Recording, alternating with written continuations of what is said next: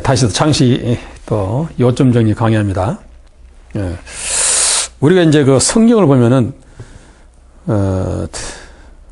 아모스 8장 11절 말씀을 잘 아시죠? 아모스 8장 11절 말씀 되면은, 마지막 때가 되면은, 말씀이 기갈이 온답니다. 말씀이 기갈. 그래서 사실은 많은 사람들이 마지막 때는 말씀이 홍수를 합니다. 그런데 바로 홍수 자체가 말씀의 기갈이죠. 홍수 자체가. 왜냐하면 홍수는 사람들이 유익을 주지 못합니다. 모든 시설물을 파괴하고 농토를 변개시켜버리고 농산물을 망치는 것이 홍수죠. 사람이 떠내려가 죽기도 하고 이거 홍수입니다. 그래서 바로 홍수 때가 말씀의 기갈이다. 다시 다른 말로 말하면은 많은 사람들의 이론과 어떤 철학과 어떤 사람들의 학문이 말씀화되어서 그것이 가르침으로 되기 때문에 말씀이 홍수요, 또 하나님 편에 볼 때는 말씀이 기갈이다. 이렇게 보면 되겠습니다. 우리가 이럴 때일수록 더욱더 하나님의 참 뜻이 어디에 있는가, 정말 하나님께서 계시하신 말씀이 무엇인가 하는 것을 더 열심히 찾고 찾아서 하나님께서 원하는 그 신앙생활을 우리가 영위할 수 있어야 된다 하는 것이 우리가 앞으로 목회자들과 특별히 목회자들이 해야 할 사명이라고 생각합니다. 그 왜 이런 홍수가 왔는가? 그 말은 우리가 고린도후서 11장 보면 나오죠. 11장 14절, 고린도 11장 14절은 이따 보고 4절 봅시다. 4절 보면 여기 그런 말 나오죠. 아주 짬뽕이 됐습니다. 지금 말하자면 유교병으로 하나님의 말씀을 가르치는 시대, 바로 지금이 그런 시대 아닌가 그 말입니다. 유교병입니다. 유교병. 유교병 무슨 말인지 아시죠? 다른 예수 다른 복음이죠. 다른 예수 다른 복음 다른 영. 다시 말하면 오늘날 성경이 위조지파되고 있다. 좀 표현이 어떻게 색다른지 모르지만 성경이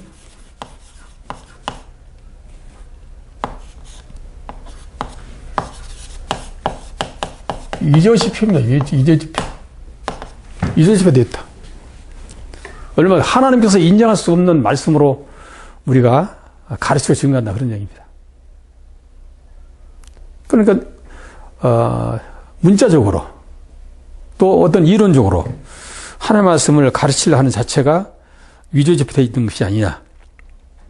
이것이 바로 오늘날 하나님을 찾기 힘든 말씀의 기갈이다. 이렇게 보시면 되겠습니다. 그런데 정말로 하나님의 말씀을 깊이 정확한 말씀 그대로 원뜻을 깨닫기 위해서는 반드시 전부도 말씀드렸지만은 계시가 필요하다.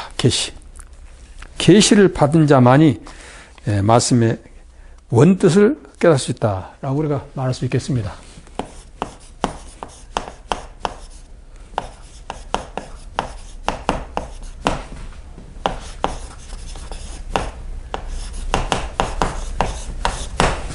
여기 보면은 사도 바울이 다메섹 도에서 예수를 만났습니다.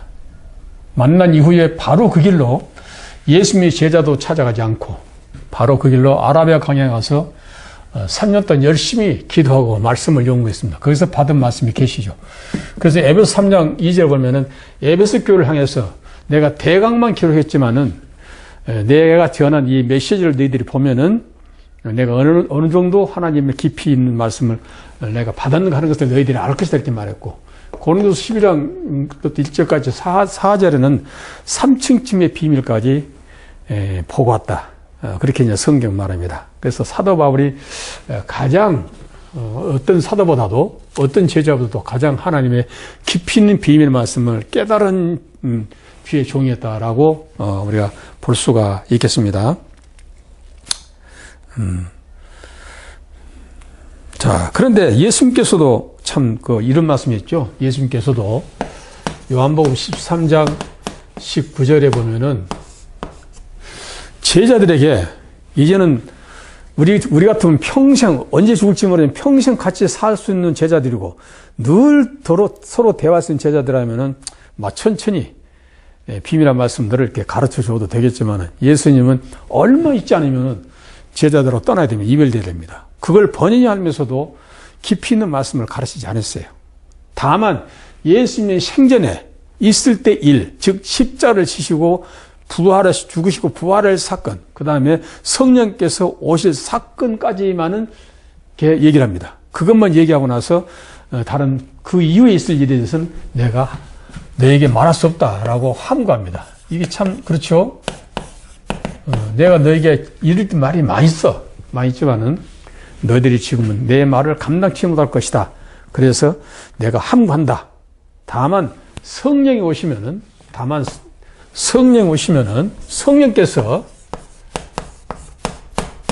성령께서 내가 하는 말을 기억나게 할 것이고 다시 장래사에 대해서 너희들에게 가르쳐 줄 것이다 라고 얘기를 합니다. 그러니까 옛날부터 쭉 내려온 하나님의 종들은 자기 분야가 따로 있다는 얘기죠. 어디서 어디까지 네 할 일, 어디서 어디까지 네 할 일이 따로 있지 처음부터 끝까지 한 종에게 다 맡겨지지 않는다는 얘기죠.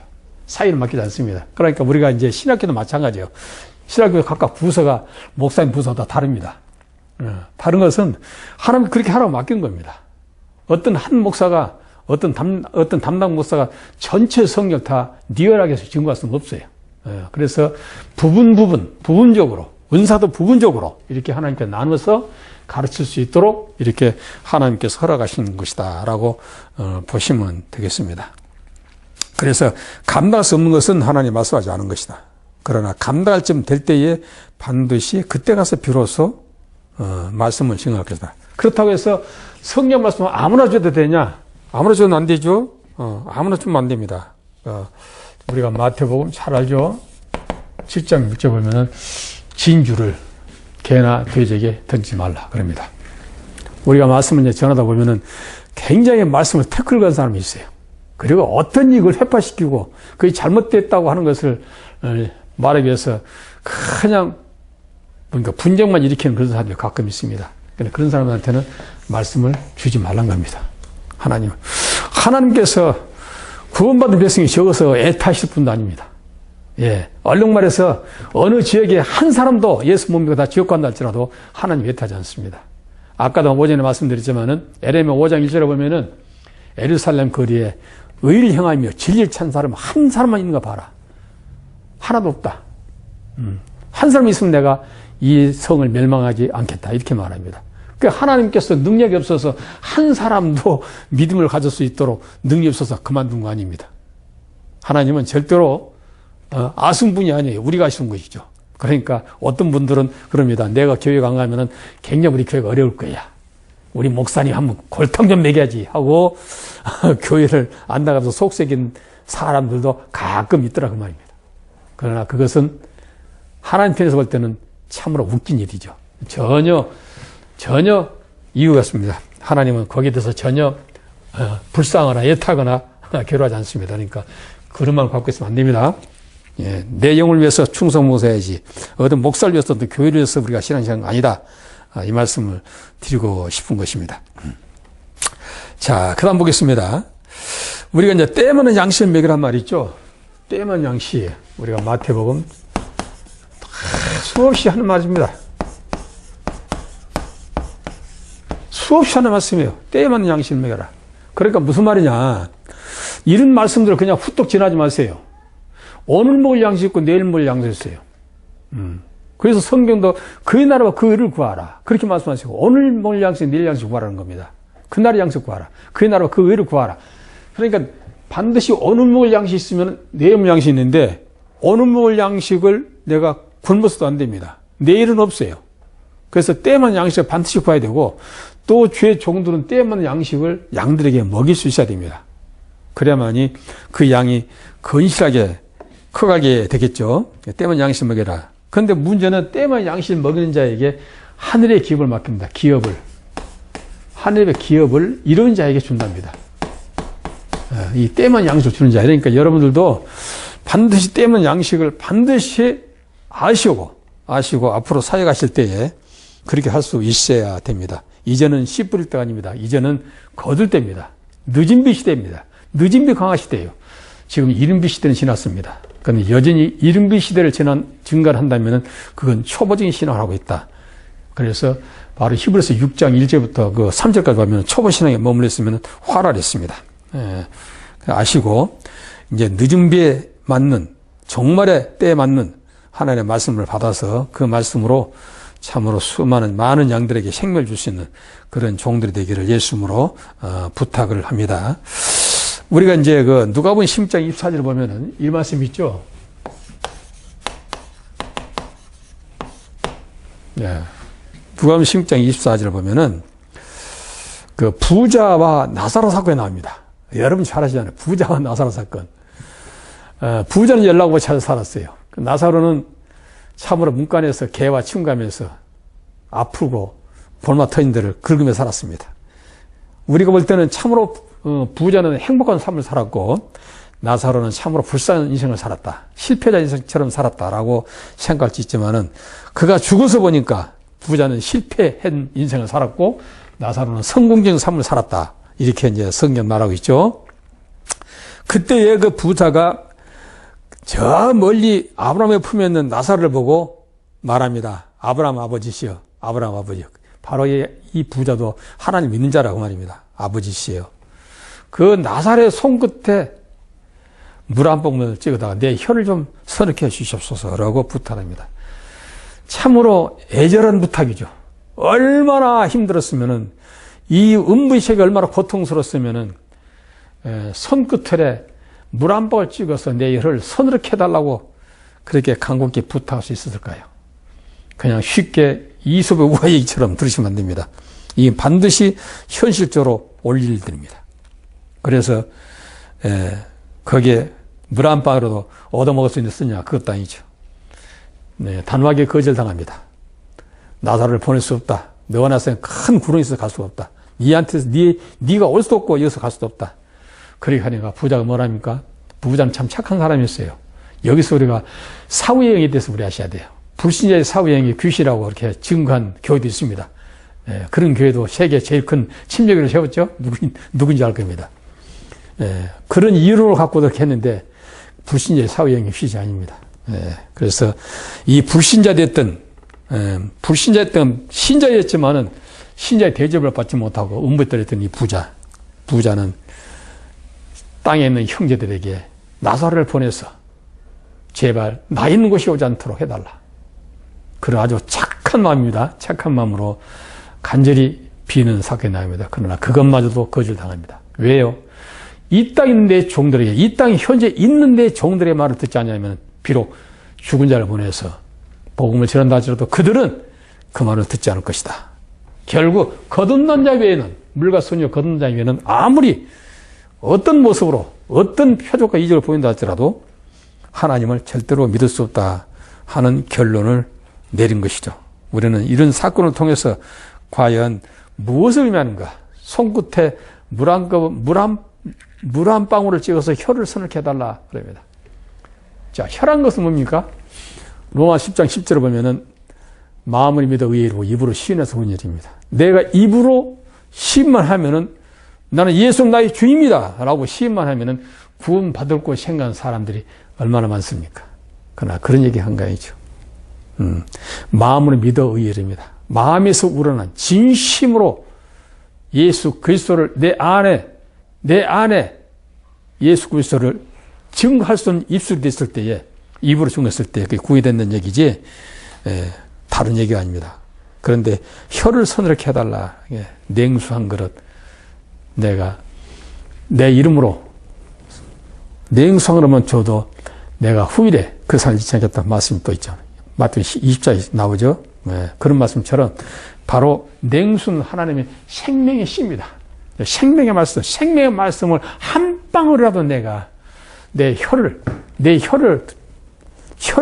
찍어서 이 혀가 예수를 증거할 수 있었더라면, 그런 얘기죠. 아주 후회스러운 구원의 길을 가지 못한, 참으로 구원의 길이 이렇게 쉬운 것도 어려운 것도 아니었었는데 이제 죽은 이후에 영으로 보니까 참으로 그렇게 어려운 것도 아니었었는데 내가 냉수 생명의 말씀을 한마디라도 내가 입을 통해서 증거했더라면 내가 은배 떨지 않았을 것이다 하는 애타는 갈급한 마음으로 지금 은배에서 전도하고 있는 사실입니다. 자기를 지금 얘기하는 사실이죠.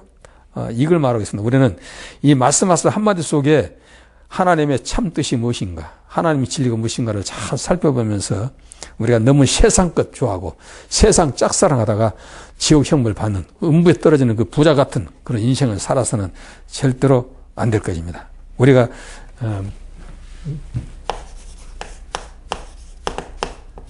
우리 14장 5절 보니까 제일 이 땅이 좋아하는 것이 만문이죠. 만문이 돈입니다. 돈인데, 자, 돈이 어디까지 벌어야 한계점이 있을까요? 어디까지 벌어야 만족하다, 이제 그만 벌어도 되겠다 할까요? 돈은 한계점이 없습니다. 만약에 돈이 인생들에게 각각 한계점이 있다면 돈을 많이 벌고도 예수를 잘 믿을 사람이 많이 나오겠죠. 그런데 돈은 그렇지 않습니다. 없는 사람이 100만 원만 있으면 내가 편안하게 잠을 잘 수 있겠다. 100만 원 주니까 1000만 원만 있으면 내가 활동할 수 있겠다. 1000만 원 주니까, 그렇죠? 한 10원만 있으면 내가 편하게 인생 살겠다. 아닙니다. 돈이 크면 클수록 돈은 잉태됐습니다. 우리 안에서 애가 잉태면 내가 밥을 먹든 안 먹든 애가 자라듯이 욕심은 자라게 되어 있습니다. 그래서 절대로 그렇게 되지 않습니다. 그래서 성경 말합니다. 돈을 사랑하지 말고 있는 것 족한 줄 알아, 이 말이죠. 돈을 사랑하지 마라. 돈은 우상이죠. 돈은 우상. 우상은 탐심입니다. 탐심입니다. 이건 세상입니다. 세상. 세상 살아가는 자는 절대로 하나님 나라 갈 수 없습니다. 그래서 있는 건 족한 줄 알아. 근데 사람마다 족한 줄을 모르죠. 예수 안에 들어간 자, 오전 설명했지만은 예수 안에 들어간 자, 예수 안에 들어간 자는 돈에서 해방될 수 있습니다. 이 해방은 참 자유입니다. 그래서 내가 진리를 알지니 진리가 너를 자유하리라. 요한복음 8장 32절에 그렇게 말하죠. 진리가 있어야지. 너희가 진리 있느냐, 진리. 나는 길이 진리 생명 나를 만지 않거나 아버지께로 올 자가 없다는데 네가 과연 진리 있느냐? 진리 있으면 너는 돈과 이별한 자다. 돈과 이별해야 됩니다. 돈과 이별해서 이혼 정도 써야 됩니다. 우리는 참으로 하나님 사람 되려면 돈과 이별해야 되고 세상과 이별해야 되고 율법과 이별해야 됩니다. 이혼 정도로 써란 거예요. 이것이 바로 우리가 하나님께 선택받은 자들의 모습이기도 합니다. 그래서 너무 돈 좋아하지 말고 있는 것 족한 줄 아는 그런 사람이 돼야 됩니다. 왜냐하면은 야고보서 5장 1절부터 3절까지 보면은 부한자들아 너희들은 결국은 울고 통할 것이다. 야고보서 5장 1절.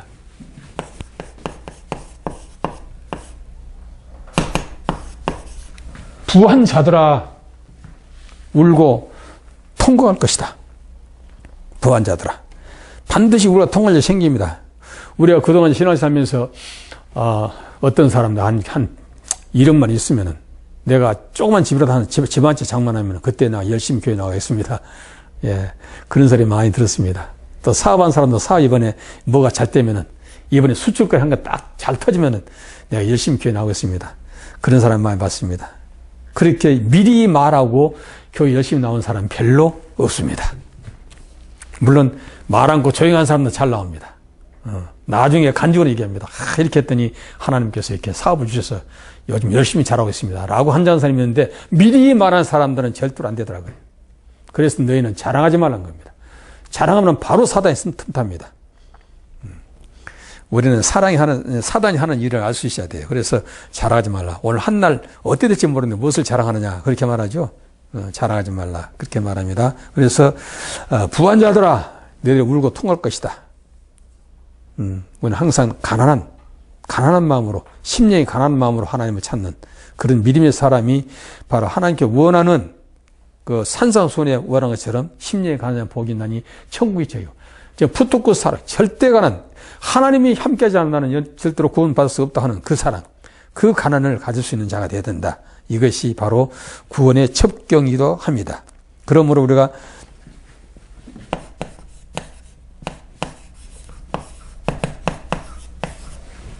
하루 3끼 먹고 잠자고 있으면 공안입니다. 부자라고 하루 4끼 먹습니까?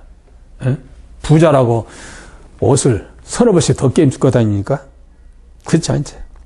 그래서 성경 말합니다. 성경은 입고 먹을 것이 있은즉 너는 족한 줄 알아. 입고 먹을 것 있으면 족한 줄 알라. 이런 자들이 결국 하나님의 계시를 받을 수 있는 자다 그 말입니다. 결국 하나님의 계시의 말씀, 기록된 말씀을 깨트로 알 수 있는 자격자는 바로 이런 자다라는 얘기예요. 그래서 이 말씀을 구구하게 말씀드린 거예요. 그래서 오늘 이제 본문 여기서 이 정도 하고, 이 난해 구절 다시 한번 살펴보고, 말씀을 마칠 겁니다. 자, 창세기 1장 다시 한번 펴봅니다. 우리 학생들 성경 펴보세요. 이건 너무나 어려운 말씀이고 힘든 말씀 때문에 다시 한번 보는 겁니다. 창세기 1장 11절, 12절 봅니다. 창세기 1장 11절, 12절. 자, 하나님이 가라사대. 이거 잘 보셔야 돼요. 우리가 이사야 34장 10절 뭐라 했어요? 이사야 34장. 이거 너무 잘 알죠? 자, 너희는 여호와 책을 적당히 봐라. 그러지 않고 자세히 봐라. 자세히 봐라. 하나도 그 말씀이 짝이 없는 것이 없으리니 이는 여호와의 입이 명하시고 여호와의 신의를 모았다. 자세히 보란다. 자세히. 대강 읽어서는 절대 이 비밀한 걸 모른다는 얘기죠. 자세히 봐라. 근데 뭐라 합니까? 여기서 하나님이 가라사대. 자, 가라사대라는 말은 아바르란 얘기인데 하나님께서 조물주가 피조물에 하신 명령을 합니다. 이건 절대 부인할 수 없는 명령을. 그리고 이 말씀은 그대로 돼요. 진리예요. 그래서 하나님의 이 가라사대는 진리입니다. 그 하나님 하신 말씀을 거절한 것은 이 세상 아무것도 없어요. 되라면 돼야 돼요. 빛이 있으라면 빛이 되고 풍랑이 멈춰라 멈춰야 되고 오빈의 사건을 통해서 우리 알다시피 있으라면 있어야 됩니다. 이것이 하나님과 아바레예요. 자, 그래서 하나님이 가라사대 땅은 자 땅입니다. 땅. 땅이에요. 땅. 땅입니다. 땅. 지금 누구에 명하냐? 땅에게 명한 거예요. 땅은 풀과 씨 맺는 채소와 각기 종류대로 시간이 열매 맺는 과목을 내라. 그렇게 말합니다. 어떤 다른 개체가 아니고 땅이라는 개체에게 풀이 나와야 되고 씨 맺는 채소가 나와야 되고 각기 종류대로 시간이 열매 맺는 과목, 열매 맺는 나무, 그러니까 과실수를 나오게 하라. 그렇게 명령하는 겁니다. 땅에게. 이 땅에게요. 그럼 결국 땅은 뭡니까? 어떤 인격체나 하나님의 말씀을 들을 수 있는 귀관자입니다. 하나님의 말씀을 들을 수 있는 귀관이에요. 귀가 있어야 되고 어떤 이제 세상으로 말하면 인격체, 그런 의미가 있잖아요. 땅에 이를 흙을 보고 얘기한 거 아니잖아요. 물론 흙도 하나님의 말씀을 들을 수 있다 그랬어요. 여기서 자세히 보셔야 돼요. 그 땅입니다. 지금 만물 창조를 이제 시작하는 중이에요. 그런데 땅은 그렇습니다. 풀과 씨 맺는 채소와 각기동 시간이 열매 맺는 과목을 내라. 그런데 중요한 것은 우리가 한 가지 짚고 넘어갈 것은 이 풀과 나무를 의미한 건 아니에요. 물론 풀과 나무도 다 하나의 명령과도 다 이렇게 다 땅에서 올라오겠지만은 이것은 결국 하나님의 구속사를 지금 설명하기 위한 겁니다. 하나님의 구속사에 일할 수 있는 행동대원들을 말하면 돼요. 행동대원, 움직여서 일할 수 있는 행동대원들이 이런 자가 풀 같은 자, 또 채소 같은 자, 또 과일 같은 자가 나와야 된다. 그런 얘기죠. 그런데 누구한테 명령했어요? 땅에 명령합니다. 이게 이제 의문스럽죠. 그 다음에 12절 보니까 똑같은 말씀 같은데 조금 틀리죠. 땅이, 이제 아까는 땅은 그랬고요. 이번에 이제 땅이 이제 결과가 나오죠. 풀과 각기 종류로 씨 맺은 채소와 각기 종류로 씨가 열매 맺는 여기는 과목이 아니라 나무를 내니 그랬어요. 나무를 내니. 과목과 나무는 좀 다릅니다. 과목은 이미 열린 자, 경험이 있는 열매가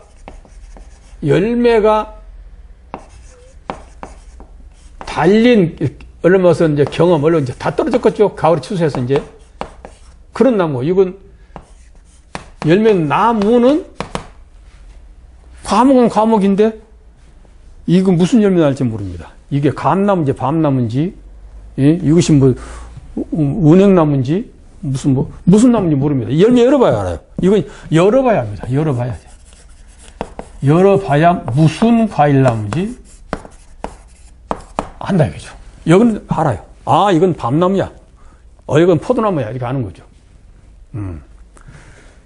자, 그러니까 이게 좀 이상하죠. 그런데 문제는 나무를 내라 하시면 그대로 되고, 또 채소 갖기 좋은 대로 똑같아요. 풀은 여기 풀은 씨가 없어요. 풀은 씨가 없습니다. 그런데 씨 없는 풀이 나는 없는 걸 알고 있거든요. 다 풀마다 씨를 꽃이 피고 씨를 맺는 줄 알고 있습니다. 그런데 이 풀 자체는 지금 없어요. 씨가 없습니다. 씨가 없어요. 그다음 채소는 씨가 있죠. 채소는 씨가 있습니다. 이건 똑같이 그대로 나왔어요. 그대로 명령대로 됐습니다. 명령대로 됐는데 그다음 뭡니까? 열매 맺는 나무를 내라. 나무를 내라. 나무를 내니 나왔습니다. 이제 결과 나와서 내니 하나님 보시기에 좋았더라. 하나님이 누구에게? 지금 결국 명령은 땅이라는 자에게, 땅에게 명령했죠. 땅에게. 그럼 땅이 그대로 이제 그 수행을 했습니다. 자, 수행했는데 여기가 무슨 나무란 말은 없어요. 그냥 열매면 나무 내니 좋았더라 했는데 무슨 나무? 얼른 봐서 포도나무냐 뭐가 나무냐 그런 나무 이름이 없습니다. 없는데 이것은 무엇을 의미하는 것인가? 앞으로 지금 26절과 27절에 대한 하나의 예고편입니다. 예고편. 얼마 전 아모스 3장 7절에 내가 할 일들을 내 선지자에게 미리 얘기하지 않고 내가 향하신 일 없다 하는 말씀처럼 예고편을 말씀하고 이거 예고편이에요. 그럼 여기서부터 이제 풀어가야 되는데 다른 건 다 이제 제하고 다른 건 이제 그리고 공부했으니까 지나가겠습니다. 지나가고 이제 26절, 27절을 봅니다. 자, 26절, 27절은 그냥 단회적으로 바로 연결된 말씀 같으지만은 26절, 27절 사이는 엄청난 시간차 있죠. 엄청난 시간차. 우리가 베드로후서 3장 8절을 보면 그런 말씀 있어요. 하루가 천년 같고 천년이 하루 같은 이 사실을 잊지 말라는 겁니다. 잊지 말라는 건 반드시 기억하고 있어야 된다는 얘기잖아요. 왜냐하면 이걸 잊어버리면은 하나님의 시간차를 너희들은 모를 것이라는 얘기죠. 하루가 천년 같고 천년이 하루 같은 이 사실을 잊지 마라. 우리 잊지 말고 보셔야 됩니다. 여기 시간은 엄청난 시간차가 있어요. 이거 얼마인지 모르겠습니다. 얼마나 시간차인데 여기 26절에 뭐라 나옵니까? 자, 26절 다시 봅니다. 자, 성경을 보겠습니다. 26절. 이것 때문에 상당히 우리 이제 신학교에서도 또 이렇게 이 교계에서도 참 어려운 난제로 지금까지 풀어왔었고, 유명한 신학자들도 26, 27절 같이 한 문구로 풀었습니다. 지금까지. 한 문구로 풀어서 구분해서 풀질 않았어요. 엄청난 시간차 있는 것인데 이것을 한 문구로 그냥 풀어서 설명을 하고 있습니다. 왜냐하면 그만큼 난해하기 때문에 그렇습니다. 아까 12절과 13절을, 아니 11절과 12절을 머릿속에 담고 이 말씀을 보시면 돼요. 자, 26절 다시 봅니다. 하나님이 가라사대, 이거 똑같이 가라사대 나옵니다. 지금 창세기 1장은 가라사대가 9번 나옵니다. 1절부터 31절까지 속에 9번 나오는데요. 하나님이 가라사대, 우리의 형상을 따라 우리의 모양대로 우리가 사람 만들고, 그런데 하나님께서 비밀이에요. 우리가 비밀입니다. 우리 신학교 공부하신 분들, 우리가 누굴까요? 거의 다 우리를 삼일째 하나님으로 지금 보고 있습니다. 왜냐하면 26과 27절 한 묶음으로 풀기 때문에 그렇죠. 한 묶음 풀면 삼일체가 맞죠. 삼일체 하나님이 맞습니다. 그런데 이것을 엄청난 시간차 있다는 걸 방금 베드로서 3장 8절을 통해서 기억하라 하는 말씀을 내가 미리 언지를 줬습니다. 그래서 시간차이기 때문에 같이 보면은 좀 문제가 있다. 그런 얘기죠. 제가 증거한 이 메시지를 그대로 믿으란 말은 아니에요. 연구하시라는 얘기입니다. 연구해 보시고 과연 왜 이렇게 썼을까? 도대체 무엇을 말씀하는 것인가? 중요한 것은 하나님의 형상으로 지어진 하나님의 사람이죠. 하나님께서 원하는 것은 하나님의 형상대로 지어진 하나님의 사람이 여인 후손으로 태어나서 예수님처럼 계속 연이에 태어나서 원수를 발등상시키고 하늘과 새 땅을 건설하는 이 엄청난 이 하나님의 천국 건설에 대한 주역이 나와야 된다. 이것이 비밀이라고 말씀드렸어요. 아까 계시 1장 20절 통해서도 비밀이다. 그렇게 말씀드렸습니다. 그래서 비밀한 말씀들이 이렇게 기록되어 있는데요. 우리의 형상을 따라 우리의 모양대로 우리가 우리가 세 번 나오죠? 우리가 사람을 만들고 옵니다. 이게 만들고. 우리 형상. 또 우리 모양. 또 뭐라 나오죠? 우리 모양대로. 우리가 사람을 만들고. 우리가 사람을 만든다. 이게 만든다가 아사라 했어요. 아사입니다. 아사. 참 외로운 길을 걸어야 됩니다. 이 말씀을 공부하려면 외로운 길을 걸어야 돼요. 외로운 길을 걸어야 되는데, 자, 만들다. 하나님께서는 창세기 1장 1절은 창조하죠. 태초에 하나님이 천지를 창조하시니라. 봐라 나오죠. 봐라. 근데 서우대에 아사가 나와버렸습니다. 제일 처음에. 아사가 나옵니다. 아사란 말은, 물론 만들다는 얘기도, 만들다. 조립하다 이런 뜻입니다. 조립하다. 자, 하나님께서 우리가 잘 알다시피, 로마서 4장 17절에 보면은, 하나님께서는 없는 것을 있는 것처럼 부르시고, 없는 것을 있는 것처럼 부르시고, 죽은 자를 산 자 가운데서 부르신 것을 알았더라라고 아브라함이 이 믿음 가지고 이삭을 모래사에 바치죠. 없는 것도 있는 것처럼 이것은 창조죠. 죽은 자를 산 자 가운데 이것은 아사입니다. 야찰. 이건 야찰입니다. 아사라 야찰. 야찰 또 좀 달라요. 야찰은 명품이요. 명품. 같은 물건이라도 그냥 있는 것으로 그냥 땅땅 두드려서 책상 만든 것이 아니라 이 야찰은 엄청난 명품으로 잘 만든 거예요. 이것은 이제 명품으로 제가 이제 표현합니다. 명품으로. 표현하는데 명품으로 표현하는데 이건 이제 우리 이제 원어상으로 표현한다면 포이어입니다. 포이에오. 걸작품이라는 뜻이죠. 하나님의 걸작품. 하나님 걸작품이에요. 이게 야찰입니다. 자, 그런데 또 봅니다. 이게 참 설명하기도 힘들고 여서도 힘들고 어렵습니다. 어렵습니다. 저도 27절 그냥 두리뭉실 묶어서 그냥 설계했으면 참 좋겠는데 그렇게 할 수가 없어서 참 진짜 힘들고 괴로워요. 그래서 이제 우리 형상 따라 우리 모양대로 우리가 사람 만들고 그러니까 우리가 세 번 들으니까 삼일체 하나님 같이 이렇게 느껴집니다. 이것이 바로 하나님의 모략이에요. 모략. 하나님께 이런 모략을 이사야 11장 2절에 모략이 나옵니다. 모략. 하나님 모략. 아무나 알 수 있는 것이 아니에요. 모략은. 그래서 사단을 이제 계명성 그리기도 하고 루시퍼로 말하기도 하고 마귀 그렇게 칭하기도 하고 그다음에 이제 에레미야 보면은 뭡니까 누구지 에레미야 28장 보면은 에스겔 28장 보면은 두루왕 시다입니다. 두루왕. 사단을 마귀 또 계명성 또 이렇게 루시퍼 또 두루왕 이렇게 이제 칭하게 됩니다. 이렇게 칭하게 돼요. 그러나 이제 한 마귀 사단을 두고 이렇게 예뱀이죠. 에덴성 예뱀. 이렇게 칭하게 됩니다.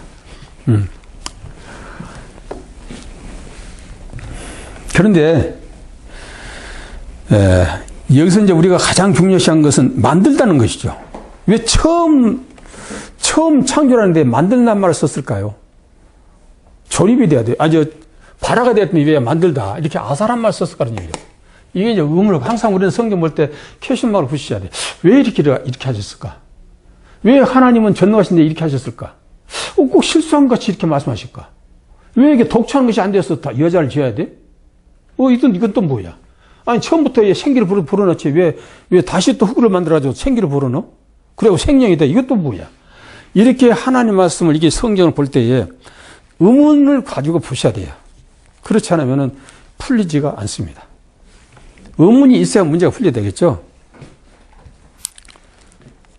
그런데 우리가 사람을 만들고 그랬으면 이 사람이 아담입니다. 이거 아담을 만들고 그로 이제 그 밑에 중요합니다. 그로 바다의 고기와 공중의 새와 육축과 온 땅에 기는 모든 것을 다스리게 하자.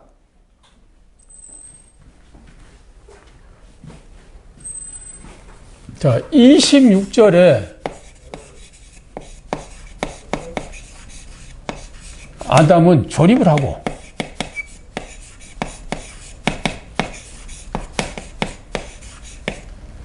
다스리는 권세를 준다.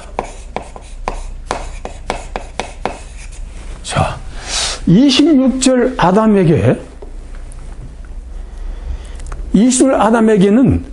창조란 말이 빠지고, 자, 아사란 조립이란 말을 사용했으며, 그리고 그에게 주는 특별한 권리가 다스리는 것입니다. 이 땅에 기는 모든 것들, 공중의 새들, 이런 모든 것들을 다스리는 권세를 줬지, 안 준 게 있어요. 무엇을 안 줬냐? 번창하라. 얼른 와서 번식할 수 있는 그런 것을 주시지 않았습니다. 즉 생육하고 번성하라. 생육, 번창, 생육하고 번성하는 또 번성이라 써야겠네. 번성. 생육과 번성하는 하나님의 복을 주지 않았습니다. 왜 그랬을까요? 이 땅에 충만하게 하나님께서 하나님 자녀들을 이렇게 이 땅에 충만하게 번성해서 결국 하나님의 구속사 속에서 하나님 뜻을 이루어야 할 텐데 이 아담에게는 조립을 했고 그 다음에 다스리는 권세만 줬지 생육과 번성하는 말이 없습니다. 없어요. 그럼 어떻게 하라고요? 왜 이렇게 처음부터 만드냐고요? 왜 이렇게 처음부터 조립을 했냐 이기죠. 그럼 조립했으면 자재는 도대체 어디서 나온 겁니까, 그러면? 원자재가 있어야 될 거 아니에요. 원자재는 하나님께서 창조하셔야 됩니다. 원자재는 조립할 수 없어요. 원자재는 창조하고 나서 창조된 그걸로 조립을 해야 되죠. 조립했습니다. 조립하고 나서 다스리는 권세만 줘요. 이게 없어요. 생육과 번성하라. 이게 없습니다. 이게 또 문제 있는 것이죠. 26절 아담입니다, 이게. 공중의 새와 육축과 온 땅에 기는 모든 것을 다스리게 하자 하시고. 뭐가 좀 이상하지 않아요? 이상하죠. 처음부터 좀 이상하죠. 삐끗합니다. 삐끗하게 해요. 아까 11절, 12절에는 자, 보시기 좋았더라 그랬어요. 그대로 되어 그렇게 했고, 보시기 좋았더라. 그렇게 말씀입니다. 그런데, 그대로 되고 보시기 좋았다는데, 왜 여기 와서, 이거 쏙 빠져버렸을까요? 이걸 이제 생각하면서 이제 27절을 봅니다. 27절을 보면은, 하나님이 자기 형상, 여기서 또 나옵니다. 27절에 가서, 하나님이 자기 형상입니다. 자, 여기서 이 형상이 삼일체 하나님의 형상이라면 26절도 우리 형상 우리 모양인데 삼일체 하나님 형상이라면 여기서 또 자기 형상이 왜 나오죠? 뭔가 좀 삐끗한 거죠. 뭔가 다시 조립한 것이죠. 다시 만든 거죠. 그래서 여기는 조립이 아닙니다. 창조라 나와요. 우리가 하나님은 전능하신 하나님입니다. 누가복음 1장 37절에 보면 하나님은 전능자야 그렇게 말씀하셨고 시편 139편 1절부터 3절까지 보면은 하나님은 전자신 하나님입니다. 이렇게 말씀하셨어요. 그 전능하시고 전자신 하나님께서 왜 이런 절차를 밟았겠습니까? 이것이 모략이라는 겁니다. 하나님 모략이에요. 왜? 사단이 알지 못하도록 급히 일곱인에서 쳐버린 겁니다. 그게. 우리라는 것이 일곱인이에요. 사실은. 근데 아까 분명히 얘기했죠. 11절 땅에 명합니다. 땅. 말씀을 받은 자가 땅이에요. 우리 땅이고 땅 적은 땅. 땅의 명령에서 이렇게 됐더라 해서 복이 좋았더라. 그러고 나서 12절에 가서 되고 말씀대로 되고 그렇게 말합니다. 자, 그러면 27절 다시 봅니다. 하나님이 자기 형상 곧 하나님 형상대로 사람을 창조하시되. 형상만 두 번 나와요. 하나님의 형상, 하나님의 형상. 하나님의 형상 그려놓고 또 자기 형상입니다. 자기. 형상대로 창조입니다. 창조. 이거는 창조하시고 합니다. 창조 나옵니다. 뭔가 좀 무엇인가 숨기려고 하는 것이 보이지 않아요? 앞뒤가 바뀐 것처럼 보이지 않습니까? 분명히는 창조죠. 창조인데 남자와 여자, 자카르와 네키바입니다. 남자와 여자를 창조한다. 그겁니다. 그런데 왜 창조가 두 번 나오고 중요한 것은 창조가 두 번 나오고 형상이 두 번 나오고 자 봐보세요. 형상이 두 번 나오고 뭐가 쭉 빠졌어요. 하신들 잘 보세요. 뭐가 빠졌습니까? 형상은 뭐이고 모양은 뭐죠? 형상은 사람 말하면 인격, 품성, 본질 그런 뜻입니다. 물론 닮은 꼴도 있어요. 닮았다는 말도 있습니다. 그러나 형상은 내적인 것을 주로 얘기할 때 형상거립니다. 내 안에서 풍겨나온 모든 인격적 어떤 자질, 어떤 능력 이런 걸 형상이라고 합니다. 그런데 모양은 뭐예요? 모양은 거의 외적을 얘기한 것이죠. 외적. 진짜 닮았고 저는 보니까 애비 닮았네?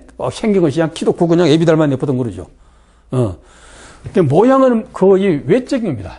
모양은 좀 더 설명하겠지만 외적이고 형상은 내적 상태예요. 그런데 여기 보니까 여기는 다 나왔어요. 형상과 모양이 나오는데 26절은 27절은 형상만 두 번 나오고 모양이 쏙 빠졌습니다. 그게 왜 그랬을까요? 이게 하나님 모략이에요. 이것 때문에 이 사건 때문에 오늘날 우리가 수없이 하나님의 종들이 고난과 환난을 당하고 궁핍을 당하고 죽고 매 맞아 죽고 결국 십자가에 예수가 달린 사건입니다. 이것 때문에 우리가 유죄라는 유전공합이 유죄를 말만 했습니다. 유전. 부모로부터 유전을 받았다. 3, 4대부터 유전이 들었다. 그런 유전을 많이 얘기합니다. 어떤 특별한 질병도 의사들도 그래요. 의사들도 암병 환자 가면은 집안에 이런 병으로 죽은 사람이 있어 물어봅니다. 얼마 전 물에 빠져 죽은 사람 가도 집안에 이런 물에 빠져 죽은 사람이 있어 물어봅니다. 유전을 보기 위해서 유전됐구나 이렇게 말합니다. 있습니다. 그것이 없는 거 아니에요. 있어요. 우리 이제 귀신을 공부하다 보면 다 알게 나오는데 형상만 두 번 나오고 모양이 빠졌습니다. 그럼 모양이 어디에 있어요? 모양은 여기는 모양 있잖아요. 여기는 26절에는 여기는 형상과 모양이 있습니다. 여기 와서 쑥 모양이 들어온 거죠. 이 모양에다가 이 형상이 죽고 하나님 형상으로 바뀌죠. 근데 왜 형상이 두 번씩 있을까요? 하나면 되지. 하나님 형상이 뭐 두 가지입니까? 앞뒤가 틀린 겁니까? 네? 하나님 형상 앞뒤가 틀려서 두 번씩 나와요? 그러면 강조하기 위해서 그런 겁니까? 반드시 형상이 되어야 되면 강조하기 위해서 그런 겁니까? 그건 아닐 거예요. 예, 그렇습니다. 하나님 형상,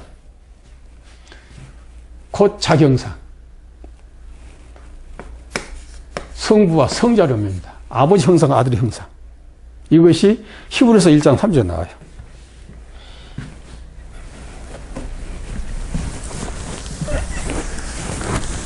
히브리서 1장 3절에 보면은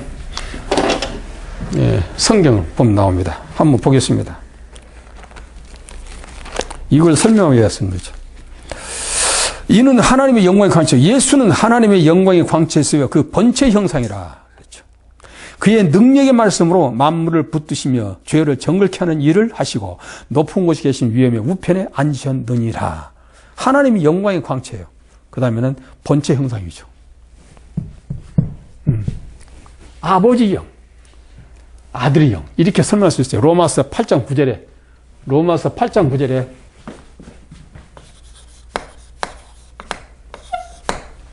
아버지 영, 아들의 영. 아버지 영은 예수요. 아들의 영은 그리스도입니다.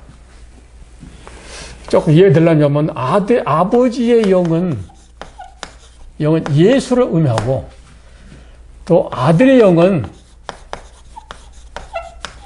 그리스도를 의미합니다. 그리스도. 그래서 예수 그리스도라면은 바로 아버지 아들이에요.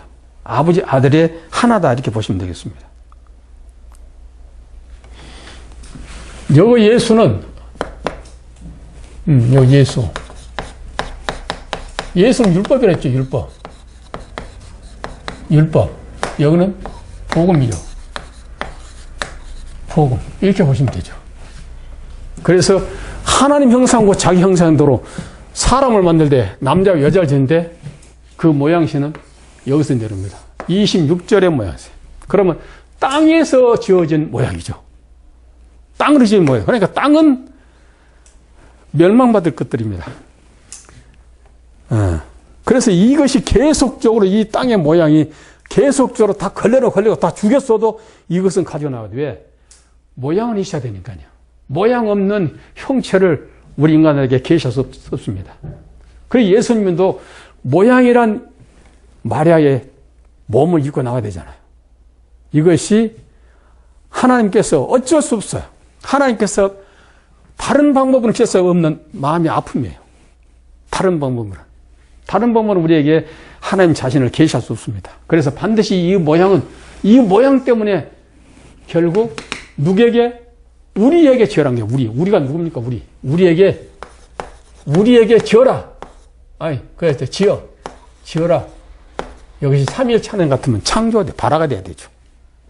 그러니까 지어라. 내가 재료를 다 갖다 놨으니까 지어라.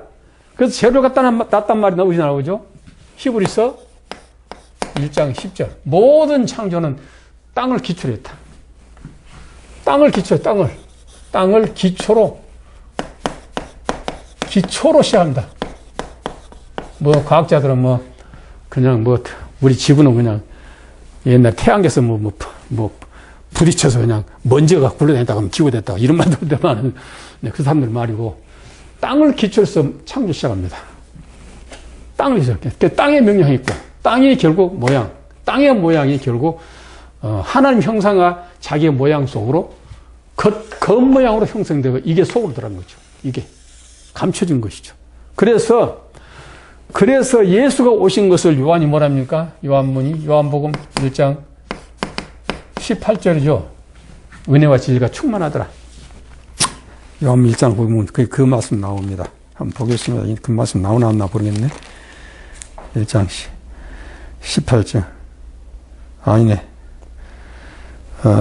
1장이고, 14절. 말씀이 유시돼 그 말이구나. 14절입니다. 14절 보면은, 말씀이 육신이 되어 우리 가운데 거하시면 우리가 그를 보니 은혜와 진리가 충만하더라 그러죠. 은혜와 진리가 충만하더라. 이것은 바로 형상과 모양이죠. 하나님 형상과 모양입니다. 이걸 우리에게 계시해 주셨어요. 하나님은 할 수 없이 땅이란 자에게 아담을 한번 너 지어봐. 이름 설교라면 이제 가끔 목사님 그런 소리예요.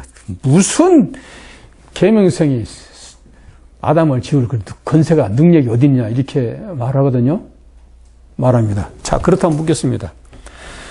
우리는 천사보다 못해요. 이미 히브리서에 말했어. 우리는 천사보다 못하다고. 천사도 못한 인간들이 오늘날 무엇을 만들어요? 인공지능. 세피아. 언제 2년 전이죠. 세피아가 유엔에 가서 경제 포럼까지 했잖아요. 경제 포럼까지 하고 항상 굉장했죠. 그때 한번. 그런데 세피아가 앞으로 인간을 다스린다는 둥 배설을 다 했습니다. 아이돌은 나가 요즘 바둑 얼마나 잘 돼요? 바둑을. 키가 잘 팁니다. 그런데 그걸 누가 만들었어요? 하나님 만들었습니까? 사람이 만들었잖아요. 사람이 만들었습니다. 재료를 주니까 만든 거예요. 재료 없으면 못 만들죠. 이 재료는 창세 전부터 이미 하나님이 만들어 놓은, 창조해 놓은 거니까 그 재료 가지고 만들었죠. 그런데 못 만들어요? 아담을 못 만든다고요? 아담은 별 특별한 인간입니까? 아담, 자, 하나님 생기가 없는 아담을 왜 못 만들어요? 처음부터 하나님께서 만들었으면 왜 생기를 나중에 거기다 부어넣습니까? 창세기 2장 7절에. 요게 이제 사실 제가 그동안 너무나 고민하면서 했던 말씀들이에요. 그러나 이제 뭐 듣는 사람 들을 것이고, 또 공부할 사람도 공부하고, 연구할 사람 연구하겠죠. 방금 나 무슨 말씀 쓰려다 잊어버렸나?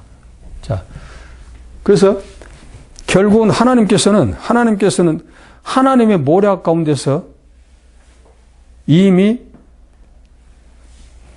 에스겔 28장 13절에 열보석으로 계명을 지었잖아요. 열보석. 하나님은 12보석이에요. 하나님은 12보석입니다. 12보석. 여기 열보석 두 손 모자라죠. 모자란 걸 소고와 비파로 12개를 채웁니다.